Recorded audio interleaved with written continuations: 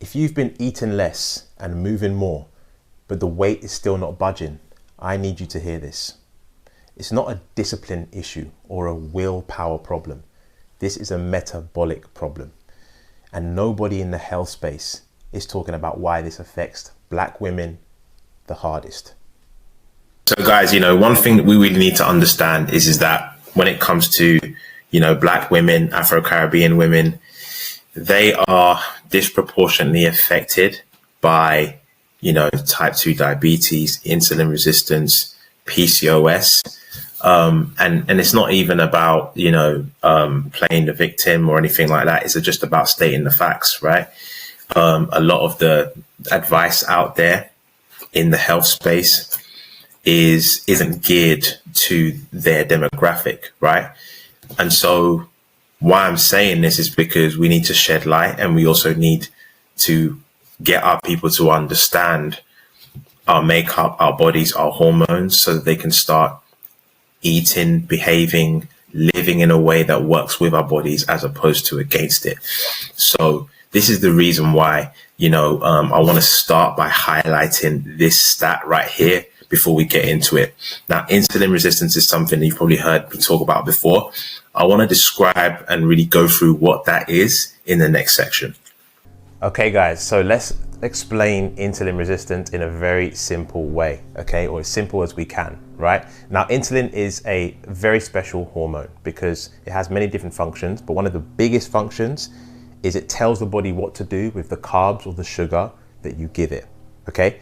Now, let's say everything's working properly. This is what should happen, right? Now, let's say you eat carbohydrates, you eat some plantain or rice, whatever it is, right? Now, you will digest that, okay? And your body will break that down into glucose.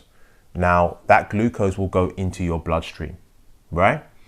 Now, the idea is that when that glucose is in the bloodstream, your pancreas will sense that and send insulin over here.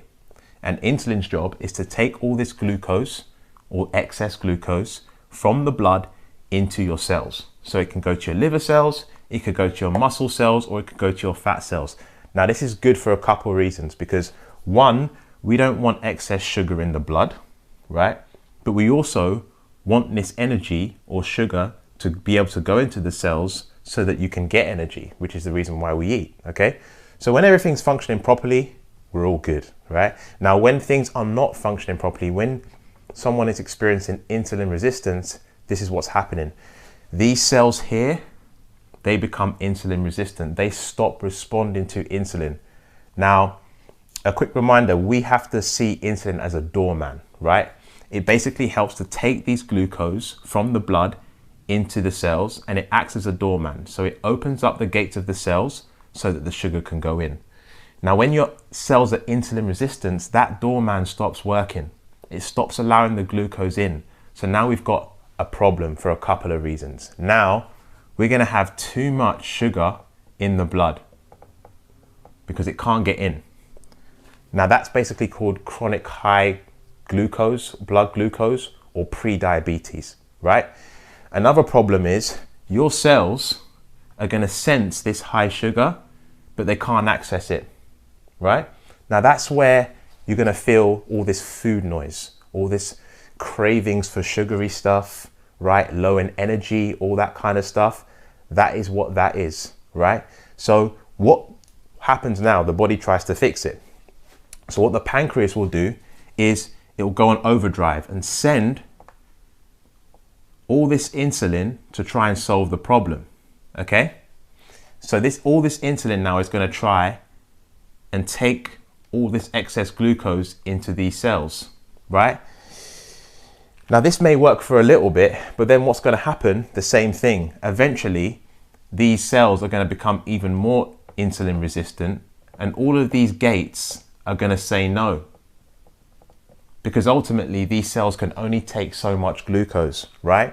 So now we've got a big problem, because we don't only now have too much sugar in the blood, but now we've got too much insulin in the blood, right? We've got chronic high insulin. And when insulin is very high in the blood, guys, it's impossible to burn fat. Insulin is a storage hormone, okay? So what it's going to do, it's going to wrap up all of this excess sugar, and all of this excess insulin, and it's going to store it as fat cells. Now, if we don't solve the problem, the initial problem, which we're going to get into, that's what's going to cause obesity. That's what's going to cause so many other issues as well. Pre-diabetes, diabetes, right? And it also is the beginning of the PCOS loop as well, or can further cause the PCOS loop. Because when there's high insulin, it also stimulates the ovaries as well, right? Somewhere over here, let's just say these are the ovaries, to secrete testosterone. And that begins all of the PCOS loop as well, okay? So this is basically what insulin resistance is. Now let's get into the next part of the video. So guys, we've gone through what insulin resistance is and, the cause in insulin resistance. Now, I want to start off by saying here, carbs are not the enemy and your cultural foods are not the enemy. Often you hear in the health space, or you hear people will say, I'm cutting out carbs and I'm trying to lose weight that way. I'm trying to get healthy. Or I never eat my cultural foods because, they're not healthy, right? We use too much oil. We like, it's whatever it is. And I'm trying to reframe that kind of ideology here to say that carbs themselves are not the enemy. There are some real issues that I'm going to go into in a section that relates to carbs. But cultural foods, for a fact, are not the enemy. As a matter of fact, cultural foods are some of the most nutrient-dense foods that we have. Our ancestors have been having them for centuries. Just because they're not covered so much in the health space in the West, in Europe, understandably, does not mean that we should abandon them. So when it comes to some of our favorite foods, rice, plantain, yams, some of the foods that you can see on the screen, these don't need to be abandoned at all. They need to be understood and they need to be eaten in the right way. And that's what I'm going to go to. So I'll go through right now, right? So like I said, carbs, cultural foods are not the real issue. Now, what the real issue are the amount that we have, which goes into the portion control that you've probably heard of, how you're pairing the foods, okay, how your plate looks. We're going to get into that. The frequency, how much or how many times you're eating certain foods. We're going to get into that. The level of processing, which I'm sure you're aware of already, and the timing. These are all factors when it comes to cultural foods, carbohydrates, things that may fuel insulin resistance, like we've just talked about. So let's go into these one by one and talk through how we can make changes. Meal timing and fasting windows. Guys, when you eat matters as much as what you eat. Okay. Now, I want to explain this in this way. Okay. Let's talk about fasting, right? Fasting is a tool that I use with my clients. And the reason why we use this is because fasting is one of the ways to naturally drop insulin. So if you're dealing with insulin resistance or suspecting that you're dealing with it, fasting helps to drop your insulin levels. And when you fast long enough, your insulin levels will drop past a point that your body will now shift from sugar burning to fat burning. And that's where you want to go, especially if you're dealing with some of the symptoms of insulin resistance. Okay. So taking advantage of that is a big thing. Intermittent fasting can really help that. The body shifts to that state, that fat burning state, anywhere between 13 and 16 hours. So that's something that we use in my coaching to help my clients get to that place where they can start burning fat for fuel. Now, meal timing works with that as well. To give you an example, what we like to do is our first meal typically, right? And that does depend on a woman's cycle, and I'll get to that on maybe another video. But typically the first meal is a low carb meal, right? We're going to choose foods like proteins and fats that are going to aid the body to still be in that fat burning state. So the first half of the day is kind of like your fat burning, right? Because you've already brought insulin down. Now, when we have our carbohydrates, that's usually typically towards the evening when the body's more primed for it. Okay. So little things like this can really help. Another thing as well, every time you eat, you spike insulin.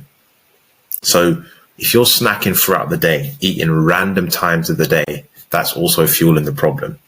But if you can pocket your meals at certain times, 2 meals, even if you do have 3 meals, but stop the snacking, that's also going to help you out a lot as well. So this is where the meal timing and the fasting windows really, really, really play a good. Now, here's the second thing.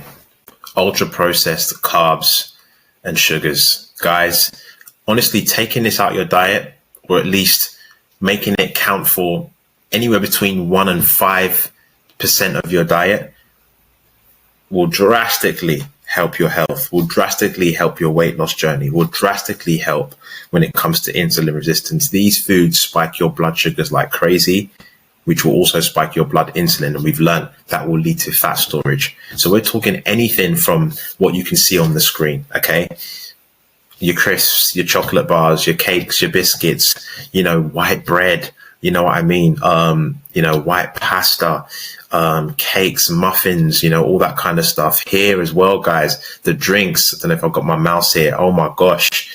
I know, especially the women, right? I work predominantly with women. Iced lattes, mochas, caramel coffees, right? They're nice. I won't lie to you, right? The missus has got me on them sometimes as well. They are very, very nice, but they're basically just sugar, guys. They're basically just sugar, okay? So if you're suspecting insulin resistance, issues with your weight, some symptoms like pre-diabetes and whatnot, this is not paying you any favors, okay? Especially if you're having these a lot, right? I know this is very popular when the summer is here, where it's summertime now in England, and these drinks are very, very popular. You got to minimize that, guys. So these are the big, big problems. If you can get rid of the ultra processed foods, you are paying yourself a big, big, big favor. A quick note about rice as well, right? Rice, I would say, because of what has been done to it, it's been bleached, unfortunately, a lot of preservatives to preserve the shelf life.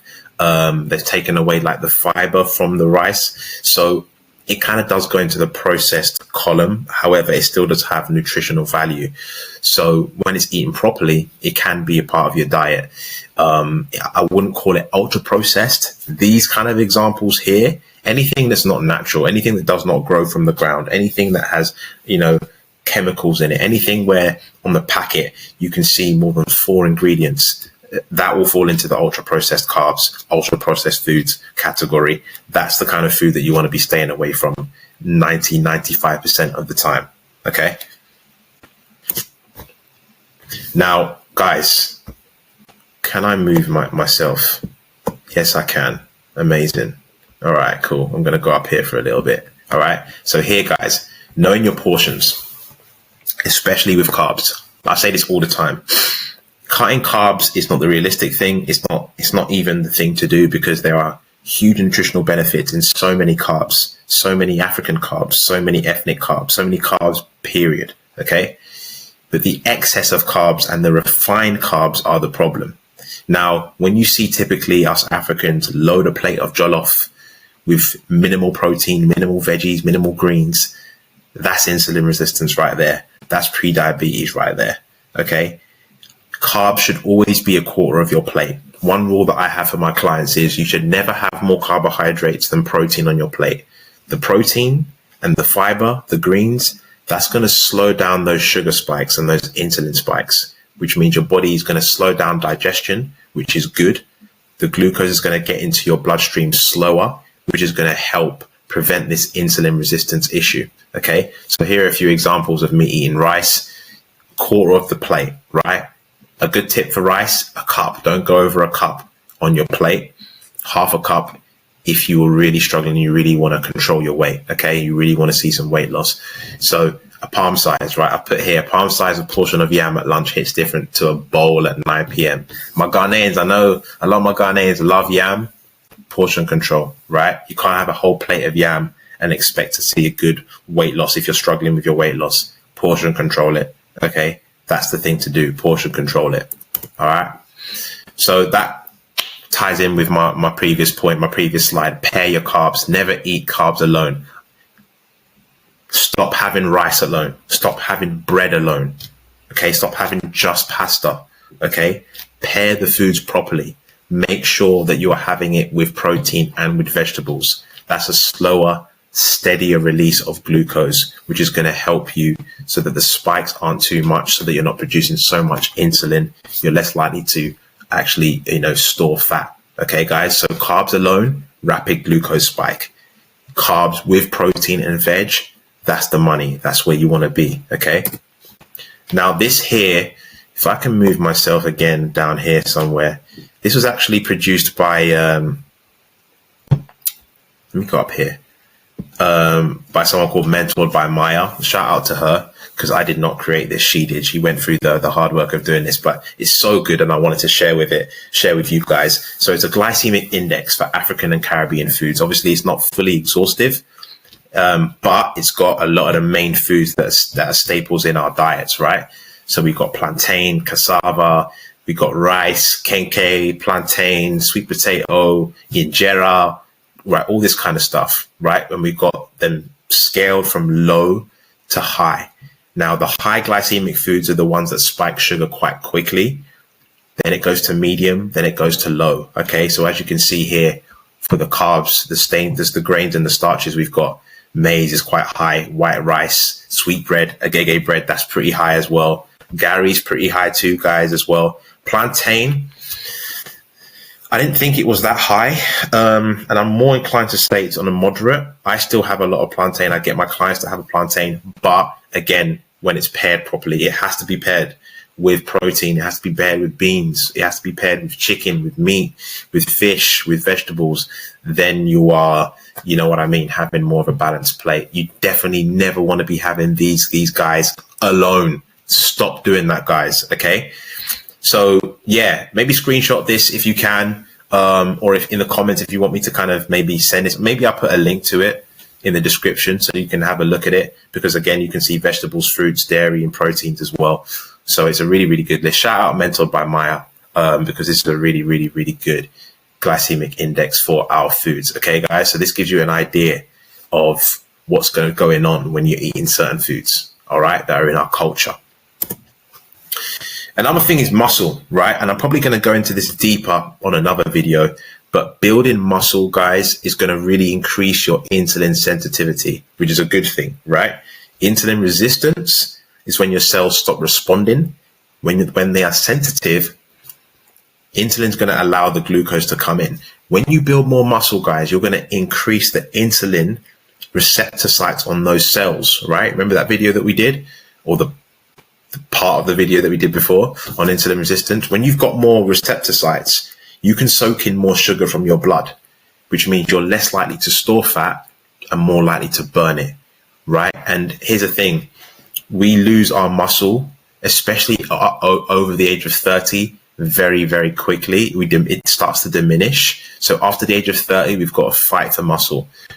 When you see, elderly people fall over and lose their balance and stuff like that, this is also part of lack of muscle, caving in, right? Lack of muscle.